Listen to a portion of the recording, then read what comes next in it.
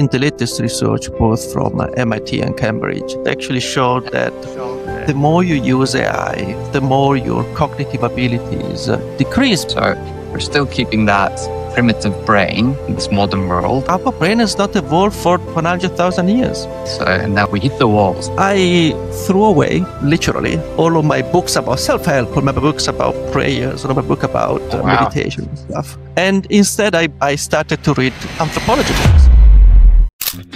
I'm your host, Daniele Forni, and this is The Sage and the CEO, the show where we explore leadership, growth, and the questions that shape how we show up in the world. Welcome to The Sage and the CEO podcast. Welcome everyone to The Sage and the CEO podcast. I'm Daniele, and I'm here today with Sertac. Today is going to be a bit of a different podcast. Rather than me being the host and asking questions to the guest, will actually be the host and ask me questions. Because for years I've been doing podcasts, but it's been a while since I've been on the questioning seat. And I thought the Sertac, because we have a very great vibe together. We have a lot of collaborations going on. We share a lot of contacts together. And I thought he was the best person. So thank you very much for joining me today. And before we start, I think it would be good to get the audience to know a little bit about yourself. Thank you, Daniel. Yeah, this is great. Like you said, we're trying to look at things from a different perspective, I think, and that brought us together. My background is also supporting that because I like the idea that professionals and the people we interact nowadays they're more like T-shaped professionals. So we are talking about many things and that we know what is going on, but we have this specialty in one domain most of the time. So my first domain was about visual arts and visual communication design. I love arts. I love design, and I don't like when they're mixed together. So that has been a narrative my entire career, which is now over 20 years. And then the first 10 years was more about product design, like urban furniture, bus shelters, semi-automatic toilets on the streets, designing them, manufacturing them. So that had always this human-centric approach to make sure that everything is about human, not really tech-centric. And when I did lots of projects in countries like India, so where really the need of people are primary, but also commercial worries are there by the clients, that was a challenge. And then for the last 11 years, I'm running my own design and consultancy practice under Red Elephant. Red Elephant is 11 years old now. I still focus on human-centric design. Again, people say, okay, what does it mean really? So it is really basically making products, services, brands, designs, any interactions which are meaningful to people and they're very accessible and they're relatable. So they want them. It doesn't feel like that's a need or a necessity, but it is a want, and it is about the usage and how practical things are in life. And that brought me to helping lots of startups. And then I saw lots of patterns, how great ideas can be communicated very well and explained, or they're terribly communicated and haven't been understood by the other side of the table, the people there, and then they go to waste. Good ideas. So that brought me to how can I help startups or established corporates to put together ideas, which can be in a form of a product or a service sometimes, or just a little offering, and how we can make sure these are relatable, how we make sure these are really meaningful things, how we make sure that we're not making assumptions, but we're making these little tools and machines which are nurturing and making people's lives easier. And recently, my focus has become more about that, how to help about those ideas and how to pitch them, how to put them together, how we can create that human connection while we're talking about our ideas and when we're designing products and services, and especially in the era of AI, while we are really a little bit of overusing it maybe for our thinking process. In that regard, critical thinking, creative thinking, and these kind of approaches come together, how to put it together and how to make things relatable, basically. So that's where I am. And I love connecting the dots. This is one of the things I always mention when I meet people, like when we first started talking, like how you also connected with these dots from different practices, even ancient wisdom, to neuroscience or today's professional practices. Because everything's really connected when we look very closely to our brains, right? So neuroscience tells us a lot. So that's where things get a bit exciting, I think. So, and your approach is pretty much affirming that, like how all this wisdom, things can come together and make a new meaning, a new sense. So I think that's where we are.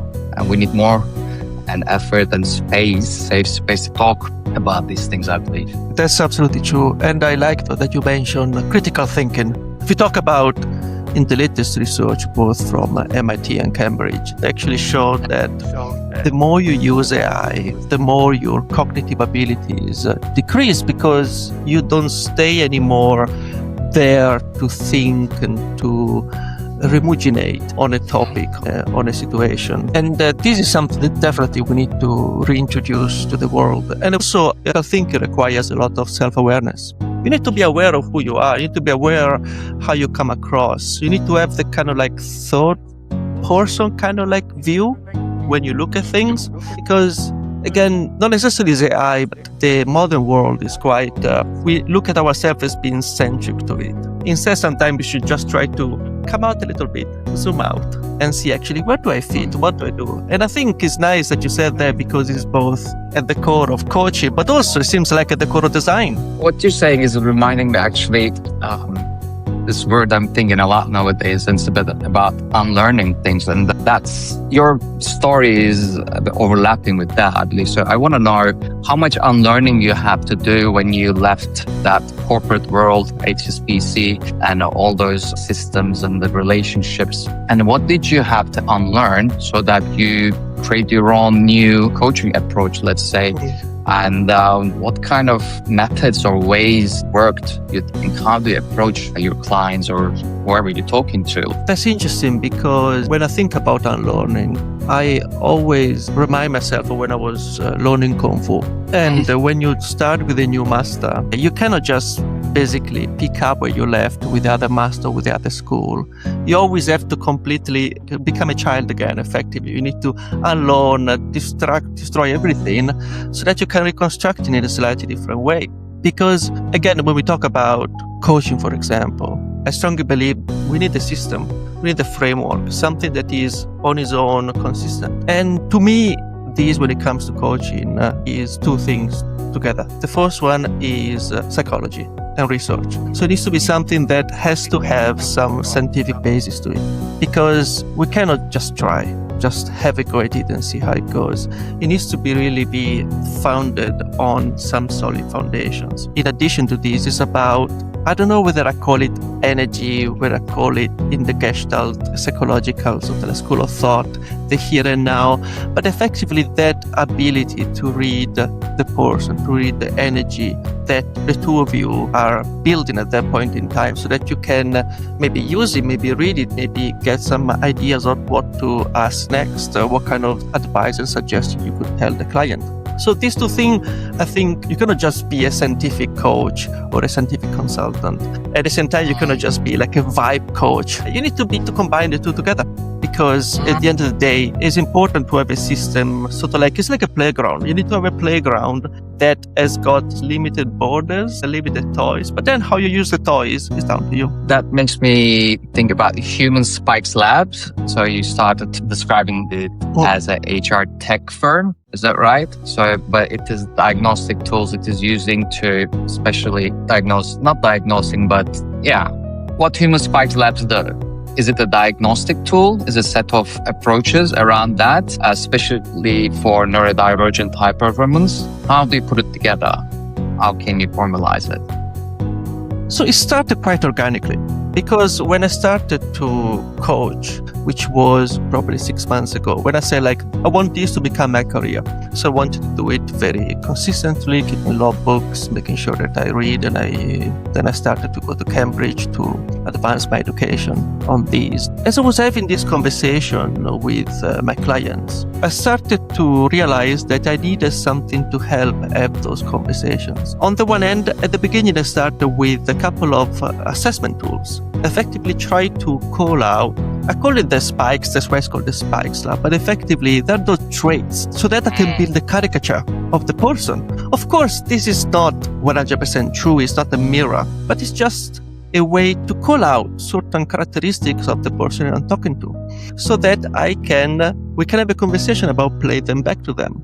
For example, I have one specifically to understand what your spikes are, which in a neurodivergent kind of like jargon means was traits that are very heightened in your cognitive abilities. It could be verbal abilities, it could be looking for order, it could be being able to connect the dots. So I started to build a tool that could call them out so that then I can meet the client and say, what do you think about this? Do you see yourself in that, or you don't see yourself in that? Is there something you could do to leverage them? Something you could do to dump them a little bit? So this started effectively just to help me.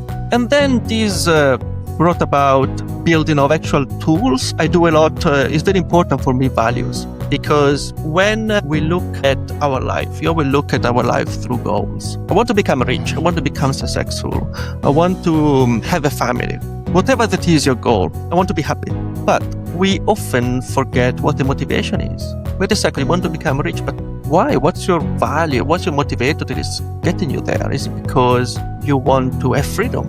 Is it because you want to have reach and therefore influence? Is it because it is something that you want to respect from society? So when I started to have this conversation, I said, wait a second, I need a tool to help the conversation, just a drag and drop tool so that I can do that. And so I built that. And the interesting thing is that I started to share it with my coach friends and they liked it and I started to use it as well.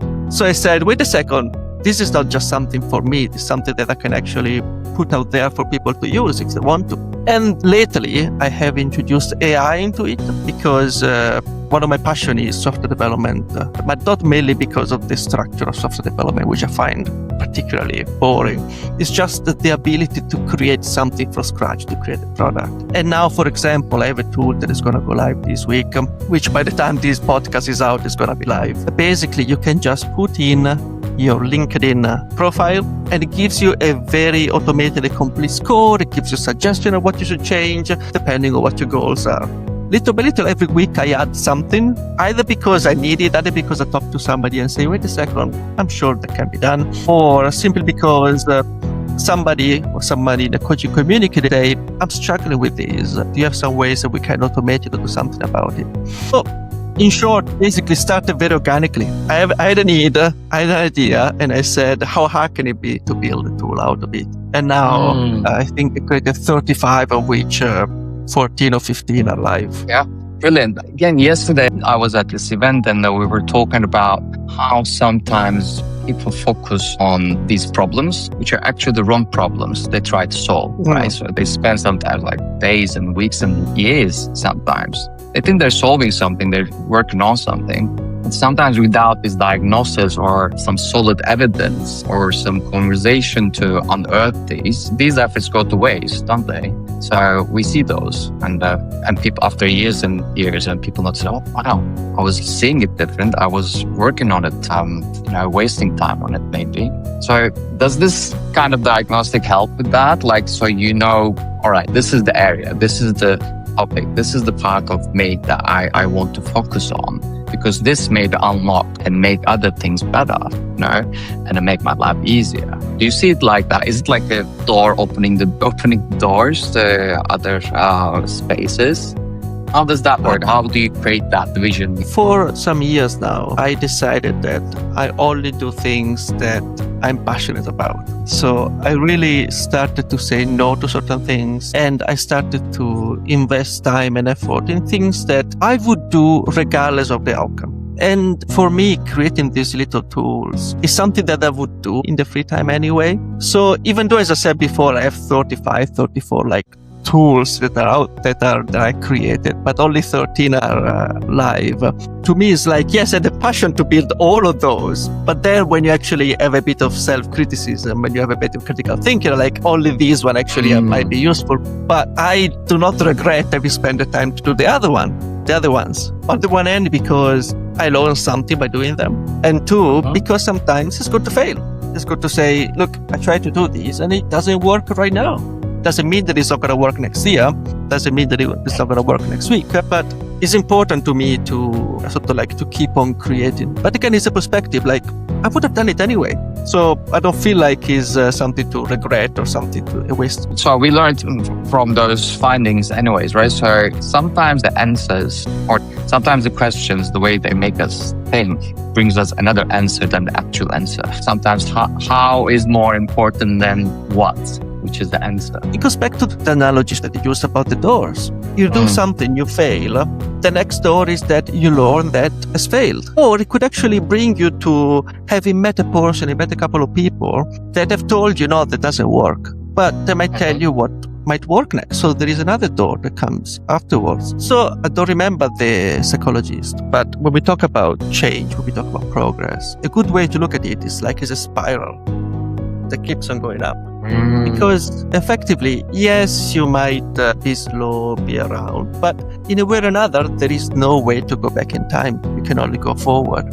Yes, sometimes you feel like you're taking a couple of steps back, you're getting stuck, but at the end of the day, it's all about these sort of like these spiral or the fusilli pasta. That could be the better analogy, I guess. Okay, we love good analogies, don't we? All right, so what about your book? That's the fun part. So more fun part. The Celtic Shaman. So it is subtitled "Unlock the Magic Within: Mind Hacks for a Life Beyond Limits." So it sits in a very interesting space where it's like, okay, where are we now? So it is a bit of self-development there, mythology, ancient wisdom, is that? And then cognitive reframing, can we call it? Something like that. And you're using Celtic Shaman tradition as a framework.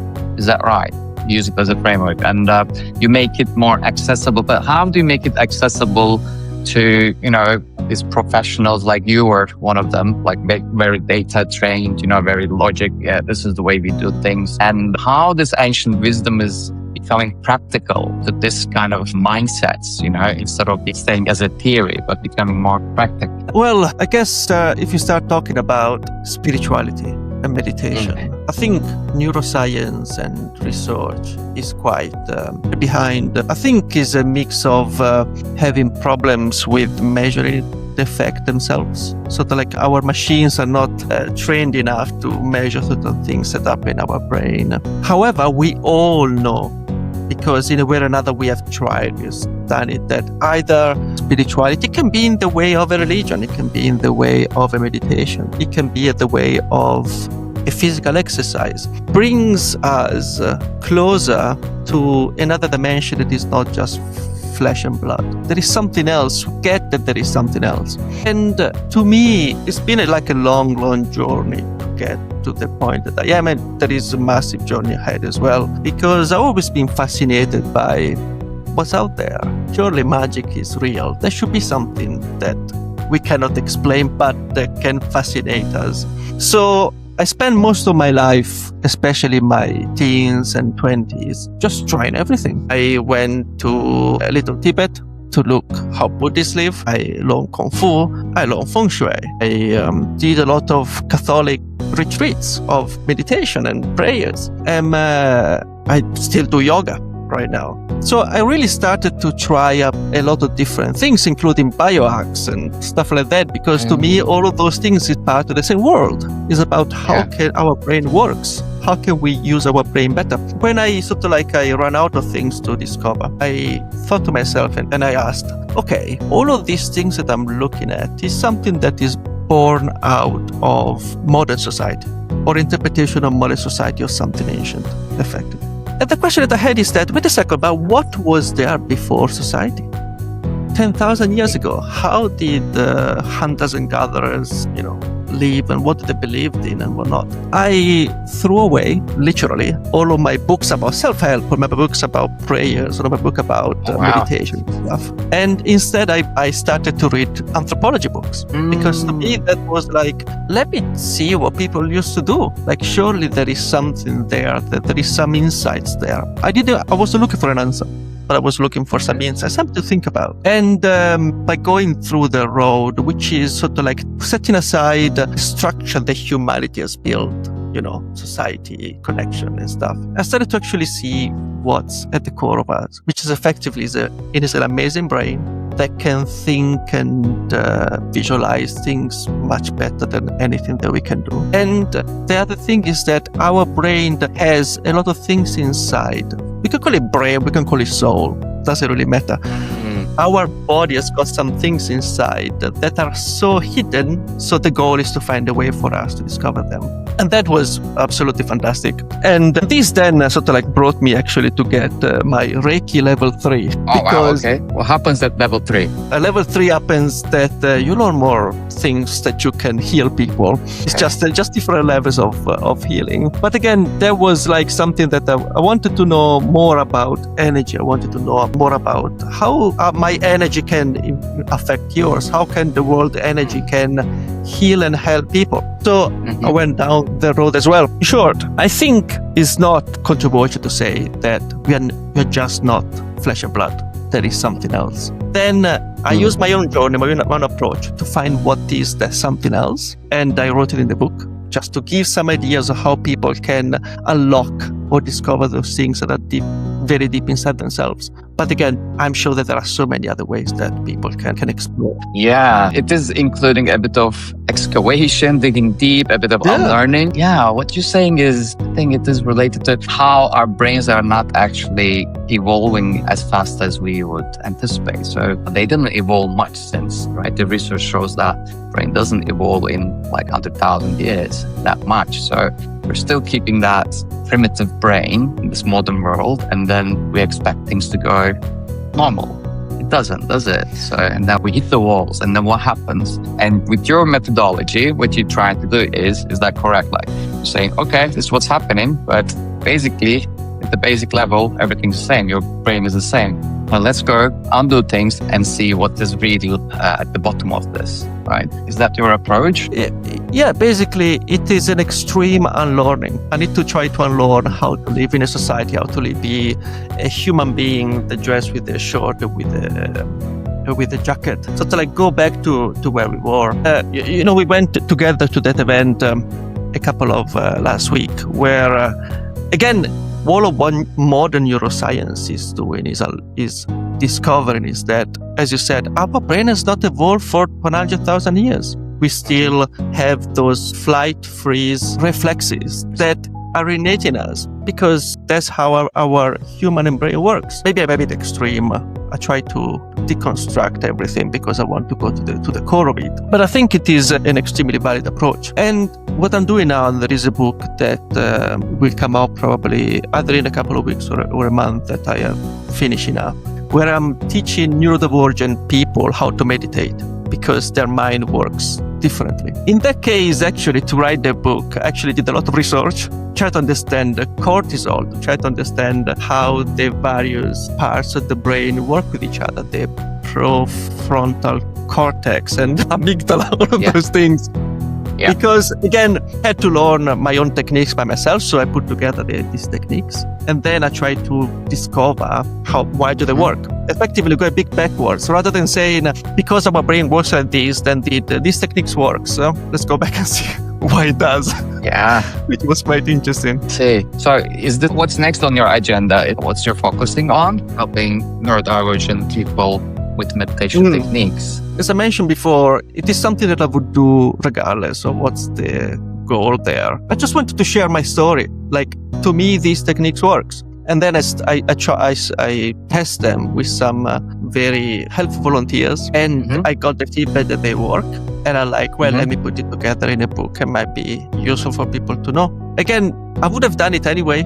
It happens that I like to write. I like to put things together in a structure in a book. And that, of course, helped a lot. Let's go back to corporate spaces. So neurodivergent people, professionals, how they can navigate, let's say, or how they can do their best in the most healthy ways. Or how do you support them in that corporate world? So that's interesting because when we talk about neurodivergence, statistically, we're talking about 15 to 20% of the population has some sort of neurodivergent traits. However, those traits are actually shared across the wider society. They might not be all together, but many people have similar traits. And one of them is, for example, sounds. I don't know about you, but I cannot work in a place that has got very loud sounds because I cannot filter them out.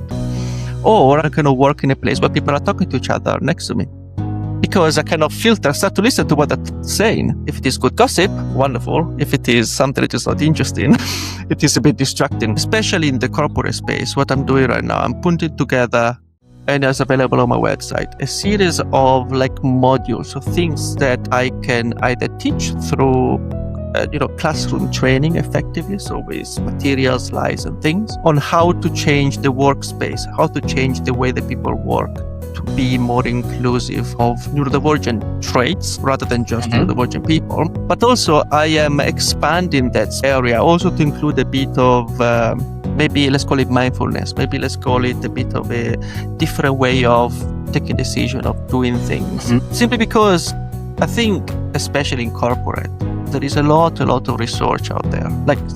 It's amazing if you start to read about organizational psychology. But I don't know, for whatever reason, it doesn't trickle down to corporates. So classic example is the open office. The open office is studied and researched that is one of the most awful way of working because people get distracted, because it is noisy, because people don't have their own place to go. Neurodivergent or not, it's studied that is horrible. And still companies do that for maybe financial reason and whatnot, but that's still the case. And I can go on and on of things that I saw in corporate that really don't work, that I would like to change. And, having worked in investment banking for 15 years helps. I've seen a lot of these interesting things. But I can talk about the agile methodology. But again, I'm not going to bore you with these details. No, it is important. You're coming from that, and you witness all these patterns, right, over the years, and then you see that's happening again. So even the tools and even the office layouts are changing a bit recently, and those things are still there. I was trying to picture, the people you're helping in the corporate environment. I'm trying to picture them, what are their concerns, what are their needs and wants and troubles, and what kind of people we're talking about, who can really benefit from your approach. So in general, I work with people that are in leadership positions, that have a team, or they need to take decision on something that have impact on other people or on other processes and whatnot. And basically from the VP level in financial services, but also in other areas, to then the CEO, the CRO of the company. And the vast majority, they come with me for two reasons. One is time. They think that they're drowning. There's too much to do, too little time. Whether it is personal life, whether it is work, whether it is the two things together, they just want to have a bit of structure. They just want to have somebody that can help them put some foundations on their next step in their career. And then I have the other person that simply is a bit lost because they've been doing a certain job for a number of years, maybe even successfully. But they feel like, I want to go to the next level. Coaching a CEO of an SME, and she was talking to me about that. She has so many projects, many ideas that she wants to do, but she's like, I don't know how to start. I don't know how to put them together. So by having someone like myself, I can help structure those thoughts, really prioritize them. And again, through the values, through why you're doing that. And then basically start to kick off the process of starting these new activities. Because again, a coach is nothing more than a party that analyzes you and challenges you. It's similar to sports, where you have somebody that tells you, yes, you need to do these exercises, but then it's somebody that tells you when you're just there, not being able to finish the last set, to tell you that, come on, you can do it. Or the person that tells you, that set was horrible, you need to do it again. I think we all need somebody like that. That is something, right? So when we're in the middle of something, we're too close to it and we can't really see it. So you need someone being outside and looking at it. Okay, this is really what is going on. I think that really helps. We all need that. You mentioned you're helping your clients how to organize their ideas, the priorities, how to take action, and what to say yes and to say no to what, and deciding on those decision making is very important. So I think your neurodivergent identity, the way you think differently, might be also very helpful in this regard, because you can see things, okay, this is how these thoughts can be organized, or how these can be executed. I think you have a different kind of perspective, point of view, do you think? But I think I have a unique view of things. One thing is that, again, this is who I am. I don't know whether they tell me, I read that it's neurodivergent trait, but I feel it is very much myself. I connect the dots. You can talk about any topic and I can connect something completely disparate, but that has got some logic and reason why it's connected. So that often is useful. Thing that over the years, even when I was coaching inside the corporate, not as a full-time job, is that I tend to be very blunt. I tend to say things how I see them, in a kind way. I am not the person that is always going to tell you, oh yes, you're doing great, or you just need to, let's talk about this. Is a person that actually is going to tell you, why are you doing that? What's the reason? Is there something? He is to try to go back and understand why you're thinking like that. Because it might be that the motivation is absolutely fine. It's absolutely the right one. But the action connected to the motivation might need a bit of refinement. Over the years, I have been this sort of like no filter kind of conversations, which sometimes it doesn't help, but in coaching specifically, it's super helpful. Amazing. Yeah, we need that. We need things to be shaken. We need new ways of looking at things, new ways of thinking, and having new conversations, fresh conversations, I think. Thanks so much. All right. So, Sertaç, thank you very much for interviewing me. Thank you very much for being the host today. And I'm looking forward to switch the roles in the next couple of weeks. And actually, you've been the guest. Yeah. Okay.